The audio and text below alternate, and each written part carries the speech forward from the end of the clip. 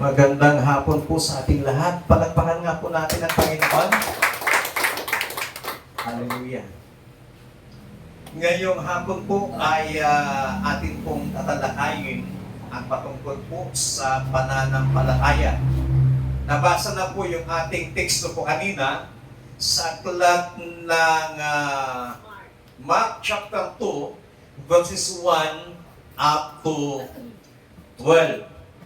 Makikita po natin dito, mga kapatid, yung kwento. Hindi ko na po babasahin sapagkat nabasa na po kanina. Ang kwento po dito ay meron pong isang lalaki na siya po ay may karamdaman. Hindi po siya makatayo. Siya po ay nakahiga na lamang sa kanyang higaan, sa kanyang banig na kanyang kinahihigaan. At isang araw, nung si Jesus ay papunta sa Jerusalem, narinig ng mga tao o narinig ng apat na kaibigan ng lalaking ito. At ang ginawa ng apat na lalaking ito ay dinala nila yung lalaking may sakit. Ang pagkakabuhat po nila ay hindi po nila binuhat yung katawan ng lalaking may sakit, kundi binuhat nila yung kanyang higaan. So, apat sila bawat dulo ng higaan ng lalaki. Yun po yung binuhat ng apat na lalaki. At dahil hindi sila makalapit kay Jesus, dahil sa sobrang dami ng mga tao na habang si Jesus ay nasa loob ng isang bahay na doon nangangaral, nagtuturo ng salita ng ating Panginoon, hanggang sa labas, ang sabi ng Biblia, sa labas ng bahay ay punong-puno ng mga tao. Kaya ang ginawa ng mga apat na lalaking ito ay, dahil hindi sila makalapit, sila po ay umakyat sa bubong. At talagang sinigurado nila na yung kanilang bubutasin sa bubong ay eksakto doon sa harapan ni Jesus. Kaya ang ginawa po nila, kanila pong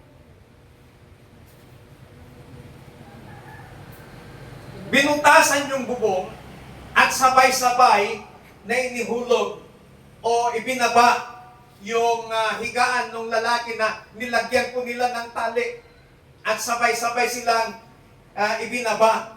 So makita po ninyo, sabay-sabay pong ibinaba. Wala pong nauna dahil kung merong mauna, possible mahulog yung pasyente.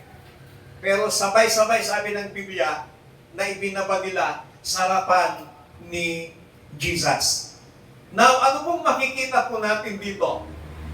Ang mga lalaking ito ay meron po silang pananampalataya na mapapagaling yung kanilang kaibigan.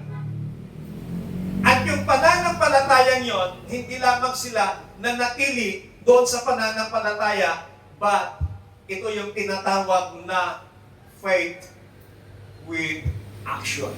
Pananampalatayang may gawa. Kung babasahin po natin maigi yung kwento ng ating teksto, what kind of faith did Jesus see from these four men? Anong klaseng pananampalataya ang nakita ni Jesus sa apat na lalaki ito na nagdala doon sa isang lalaking may sakit? Titingnan po natin yung apat na katangian ng pananampalatayang meron sa apat na kalalakihang ito. Na kapag nakita din ni Jesus ang mga ganong klaseng pananampalataya, I believe, katulad ng ating inawit, lahat ay posible sa harapan ng Panginoon. Amen? Palakpakan natin ang Panginoon.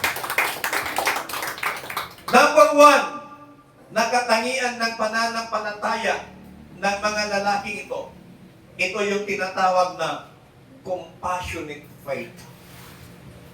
Mababasa po natin sa verse 3. Ang sabi po dito, may dumating na apat na taong may dalang isang paralitiko.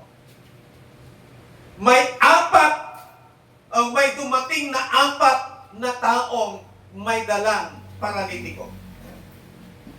The word compassion is not used here. Wala tayong mababasang compassion sa talatang ito, but makikita. Wala ka mang mababasang compassion sa salita, sa versikulong ito, pero makikita mo yung pagmamahal na ginawa ng 4 na kalalakihang ito. Narinig nila na si Jesus ay nasa kanilang lugar. At narinig nila kung anong klaseng kayang gawin ni Jesus. Narinig na rin nila ang mga pagpapagaling na ginawa ni Jesus. Narinig na nila yung mga milagrong ginawa ni Jesus. At dahil doon sa narinig ng 4 na kalalakihan ito, ang mga milagrong ginawa ni Jesus, ang mga taong pinagaling ni Jesus, bigla silang nagkaroon ng habag. Bigla silang nagkaroon ng pagmamahal doon sa kanilang kaibigan na talagang meron na pong karamdaman o yung tinatawag na paralitiko. And then, dahil narinig nila, nagkaroon sila ng pananampalataya. At dahil doon, gusto nilang dalhin yung kanilang kaibigan. At ang sabi ng Biblia, dumating sila sa kinaroroonan ni Jesus na dala-dala nila ang lalaking may paralitiko. Compassionate faith sees the need. Kapag mayroon kang compassionate faith, nakikita mo yung pangangailangan.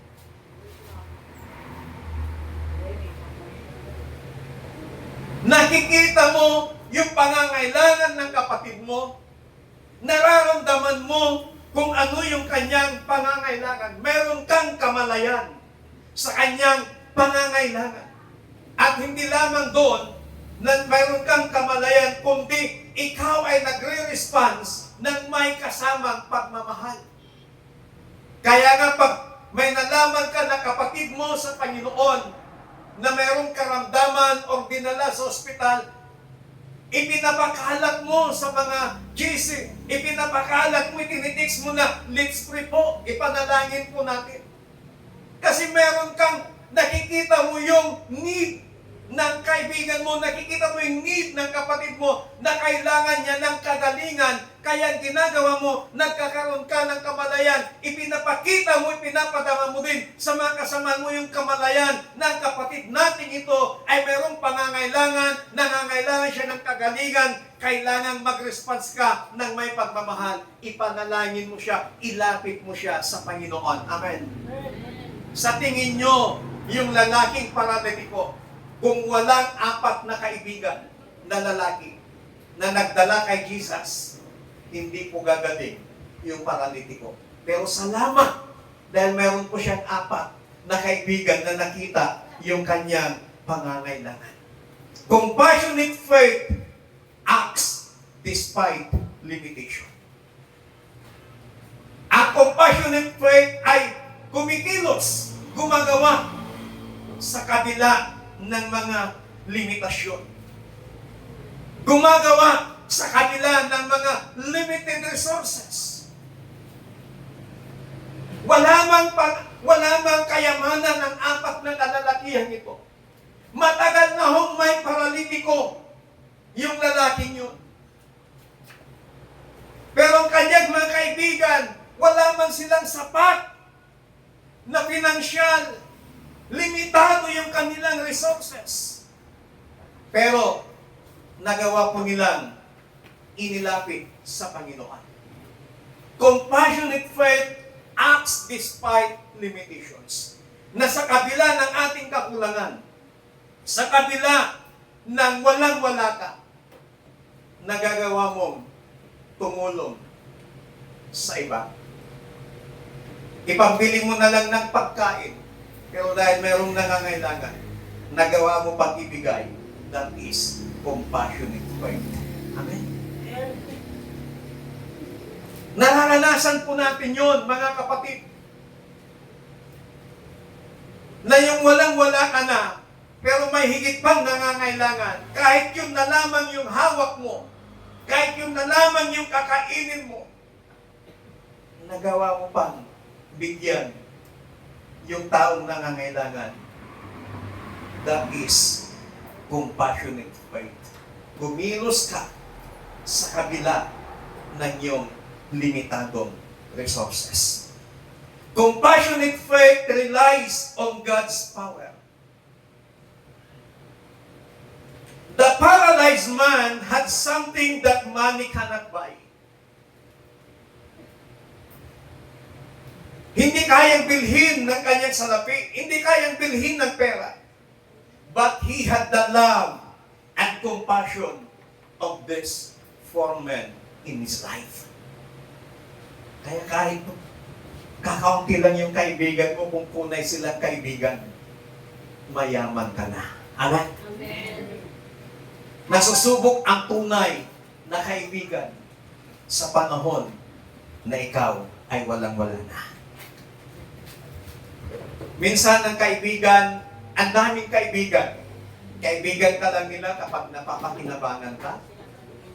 Kaibigan ka lang nila kapag meron kang naibibigay na pabor sa kanila. Kaibigan ka lang nila kapag ikaw ay hindi madamot sa kanila. Pero natitest, nasusubok ang mga tunay na kaibigan sa panahon na ikaw ay walang-wala. Itong lalaking paralitikong ito, meron siyang pangangailangan na hindi kayang bilhin ng salapi. But he had the love and compassion of this four men. And because of this compassion ng apat na kalalakihan ito, God made a miracle sa buhay ng paralitikong ito. Ano pong sabi ng Colossians chapter 3, verse 12? Therefore, as God's chosen ones, holy and dearly loved, put on compassion. Ilagay po natin yung compassion sa ating mga puso. Compassion is a choice. Hindi po pinipilit yan. It is a choice. It is your choice. Kung meron kang compassion, you choose to love and you choose to care. You choose to hate and you choose na umaway. Compassion is a choice. Nasa sayo ang pagpipili, kapatid. Kung gusto mong magkaroon ng compassion like this for men in the Bible, and because of the compassionate faith ng apat na kalalakihan ito, yung kanilang kaibigan na paralitiko, pinagaling ng ating Panginoon. Palakpakan natin ang Diyos. Pangalawang klaseng pananampalataya na meron sila. Mababasa po natin sa verse 4. Hindi nila mailapit ang paralitiko kay Jesus dahil sa dami ng tao. Kaya't binakbak nila ang bubong sa tapat niya at ibinaba ang paralitikong nakaratay sa higaan. Hindi lamang meron silang compassionate faith, but meron din silang persistent faith. Persistent faith does not give up because of obstacles and detours. Kapag meron kang pagpupursiging pananampalataya, hindi ka agad-agad bumibitaw sa kabila ng ang dami mong pagsubok, sa kabila ng dami mong problema. Hindi ka bumibitaw sa paniniwala mo, hindi ka bumibitaw sa pananampalataya mo sa Panginoon, sapagkat ang iyong pananampalataya sa Diyos ay porsigidong pananampalataya. Katulad nung apat na kalalakihan ito. Dahil sa kagustuhan nilang mapagaling, sa kagusto nilang gumaling yung kanilang kaibigang paralitiko, na kahit na napakaraming tao, hindi sila tumigil doon. Dahil porsigido sila gumawa sila ng paraan upang yung kanilang kaibigang paralitiko ay makaranas ng kagalingan mula sa ating Panginoon. Persistent faith is focused. Saan ka dapat mag-focus? Focus on who God is. Kailangan mag-focus ka kung sino nga ang Diyos. Focus on the focus of God. Mag-focus ka kung paano kumilos ang Panginoon. God's ways are not our ways. God's timing is not our timing. God's priorities are not our priorities. And God's purpose is not our purpose. Mag-focus ka kung paano kikilos ang Panginoon sa buhay mo. Persistent faith is involved. It's involved even when it stands alone. Na kahit mag-isa ka na lamang, kahit hindi ka na sinasamahan, kahit iniwan ka na ng lahat, dahil sa iyong pananampalataya sa Panginoon, mananatili ka dyan. Magpupukus ka dyan dahil kilala mo kung ano ang kayang gawin ng Panginoon. Alam mo na yung pinaniniwalaan ay Diyos na makapangyarihan at kailanman ay hindi mo kayang ipagpapalit ang Panginoon. Alam nyo, napakahirap ipakita yung pananampalataya mo kung ang lahat ay kontra na sa'yo. Mag-isa ka na lamang. It involves kahit na ikaw ay mag-isa, kailangan maipakita mo sa Diyos that you are persistent in your faith to God. It's involved even when it seems to be ignored. Kahit na ikaw ay hindi pinapansin, kahit na ikaw ay kanilang pinagtatawanan, kahit na ikaw ay kanilang kinukutya, kahit na ikaw ay kanilang binubuli, dahil sa iyong pananampalataya sa Panginoon, nagpapatuloy pa rin ang iyong pananampalataya sa ating Panginoong Jesucristo. Persistent faith is rewarded. Ang may porsigidong pananampalataya ay ginagantimpalaan. To those who don't stop praying, cry day and night. And to those who have a persistent faith, ginagantimpalaan ng Panginoon. Malala nyo ba yung babaeng balo na humihingi ng justice sa pagkamatay ng kanyang asawa? Pero dahil hindi siya kilala ng judge, mahirap lamang ang babaeng balong ito. Ang sabi ng Bible, araw-araw pumupunta sa opisina ni judge para humingi ng justice sa pagkamatay ng kanyang asawa, ngunit hindi siya pinapansin. Pero ang sinabi ng Biblia, sa araw-araw na pagpunta ng babae doon sa opisina ni judge, hanggang sa nagsawa yung judge, at tinanong kung anong kailangan niya. Nung sinabi ng babae, sabi ng judge, ibigay niyo ang kailangan nito. Ibinigay ni judge yung hustisya na hiling na nais ng babae. At ang sabi ng Biblia, kung ang hukom na hindi kumikilala sa Diyos, nagawa niyang ipagkaloob ang kahilingan ng babae ito, mas lalong higit na ipagkakaloob ng Diyos ang kailangan ng bawat taong umiiyak, lumalapit sa Diyos araw at gabi. So sa tingin po ninyo, kung tumigil yung babae, hindi niya nakamit yung justice na nais niya. Pero dahil porsigido ang babaeng ito, ipinagkaloob yung kanyang kahilingan. Kaya kapatid, kaibigan, kung ang pananampalataya mo sa Diyos ay porsigido, then ikaw ay gagantimpalaan ng Panginoon. Katulad ng 4 na kalalakihan ito. Pangatlo, creative faith. Hindi nila mailapit ang paralitiko kay Jesus dahil sa dami ng tao, kaya binagbak nilang bubong sa tapat niya at ibinaba ang paralitikong nakaratay sa higaan. Sa dami ng tao, sa labas ng bahay, wala silang daanan. Pero ang apat na kalalakihan, gumawa sila ng pamamaraan. God gave them the wisdom to be creative because He made man in His image.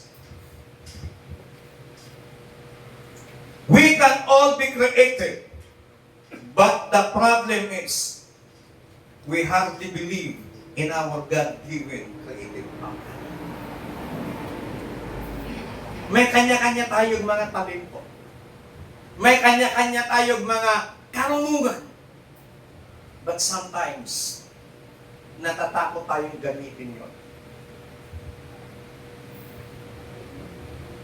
Binigyan ka ng Panginoon ng matalintong gumawa ng anumang mga bagay na mga pagkain na maaari mong ibinta. Pero natatakot tayo minsan. Kasanungay na wan gumaka. Kasanungay na malugi. Kasanungay na dawatan na amin. Purayi latan. Mga may lista tinagan ko, hindi ayuda. Hindi naman lahat nalilista ang pangalan. But gamitin mo yung creativity mo na ipinagkalob sa'yo ng Panginoon. Amen? Amen? Creative faith require us to believe in our God-given ideas. Magtiwala ka lamang sa iyong kakayahan. Binigyan ka ng kakayahan ng Panginoon. Gamitin mo yan. Magtiwala ka lamang.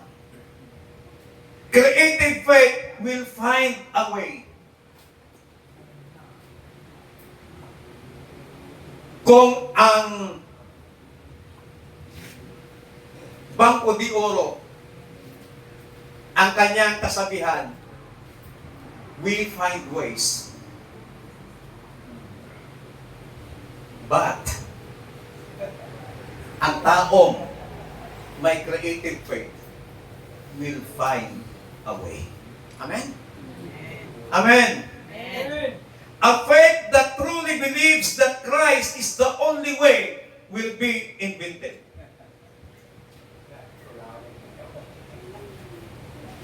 Kailangan gamitin natin yung creativity natin. May ipinagkaloob sa atin ng Panginoon. Kailangan gamitin po natin yun. Huwag tayong natakot na gamitin yung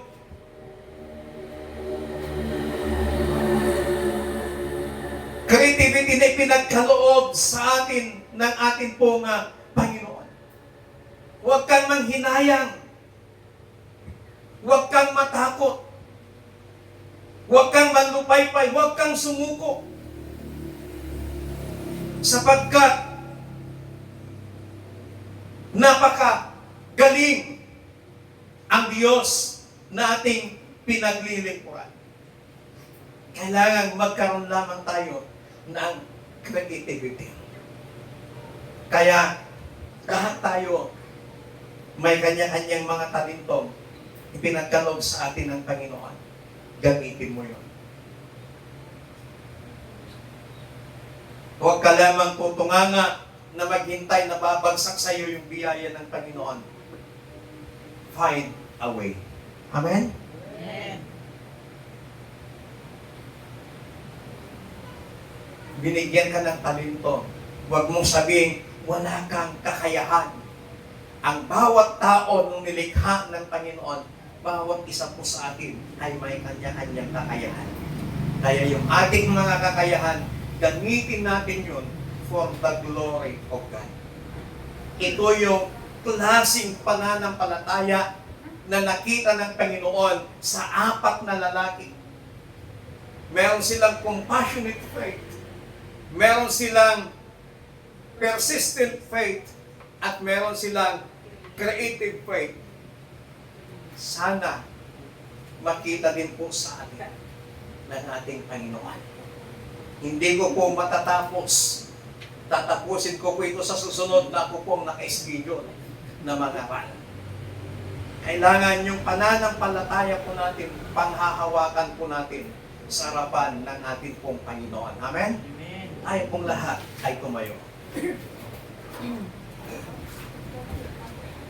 Kumusta po ang ating pananampalataya?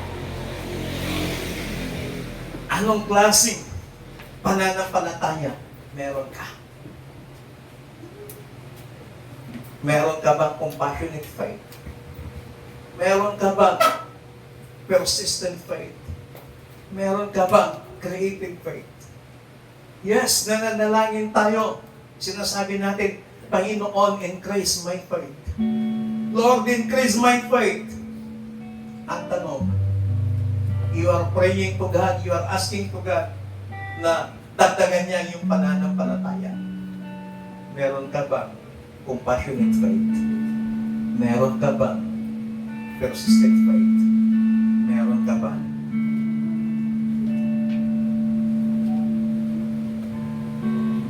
creative faith?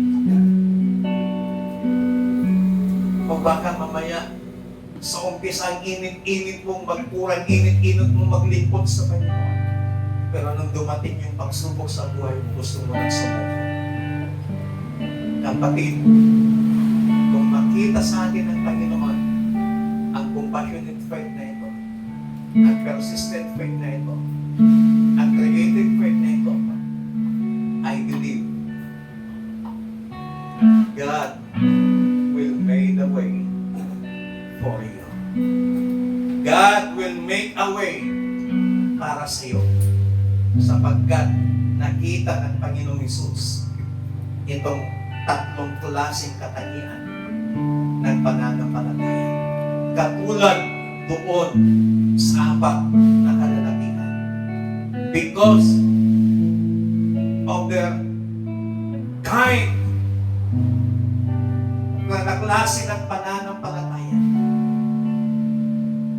napagaling yung lalaki para dito. Kapatid, sa ating paglapit sa Panginoon sa hapong ito,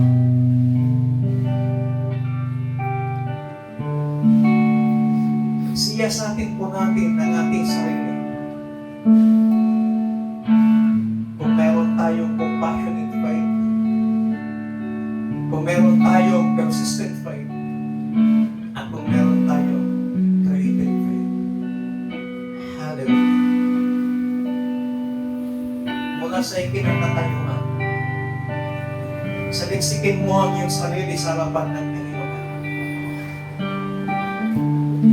At kung sa tingin mo, wala ka sa tatlong ito, pwede mong sabihin sa Panginoon, Lord, give me a compassionate faith. Give me a persistent faith. And give me a creative faith. Hallelujah. Oh, we praise you, Jesus. Hallelujah. Oh, we praise you, Jesus. We exalt your holy name, O God. Hallelujah. Oh, we praise you, Jesus. Hallelujah. Panginoon, sa hapong ito, salamat sa inyong mga salita na ipinakita mo sa amin kung anong klaseng pananampalataya meron ng apat na lalaking ito na nagdala sa inyong harapan ng isang paralitikong tao.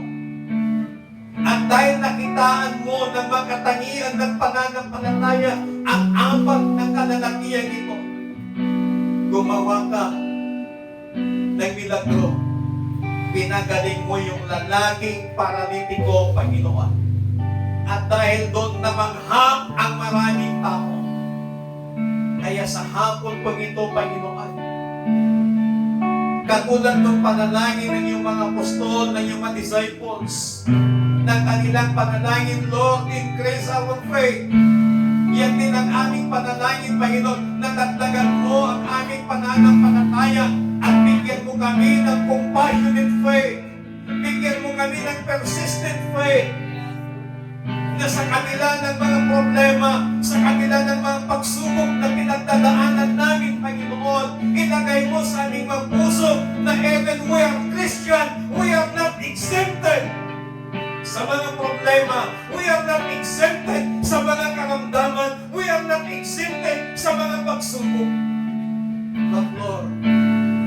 dumating man ng mga ganitong sitwasyon sa aming mga buhay, give us persistent faith, O God, na hindi ka namin bibitawan, hindi ka namin iwanan, kundi magpapatuloy ang aming paglilingkod, ang aming pananampalataya sa iyo, Panginoon, sa kanila na mga pagsubok at problema, mapagdadaanan namin. Bigyan mo rin kami, Panginoon, ng creative faith.